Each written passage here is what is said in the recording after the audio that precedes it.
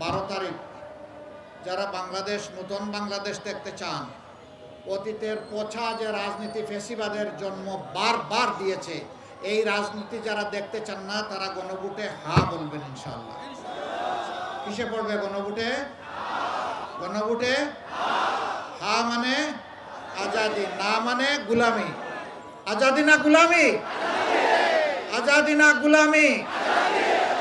দ্বিতীয় ভোট ওই পচা ব্যবস্থার পক্ষে এখনো যারা সন্ত্রাস করে, চাঁদাবাজি করে, ওদের হাতে আর দেশ যাবে না ইনশাল্লাহ।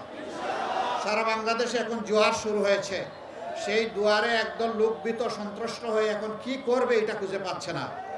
আজকে মিথ্যাচার, মিথ্যা প্রপাগান্ডা, এখানে হামলা ওখানে হামলা, এবং আমার একজন সহকর্মীকে শেরপুরে 4 দিন আগে খুন করা হয়েছে, আপনারা জানেন।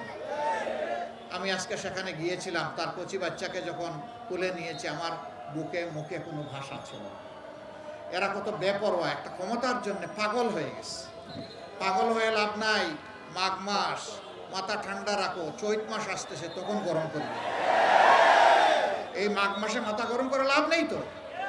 এখনই যদি তোমাদের মাথা গরম হয়ে যায়, চৈত্র মাসে কি করবা তোমরা? ইনশাআল্লাহ জনগণ ইনসাফের পক্ষে দাঁড়িয়ে গেছে। আপনারা ইনসাফের পক্ষে আছেন? আছেন, শক্তভাবে আছেন। আল্লাহ আমাদের সঙ্গে আছেন।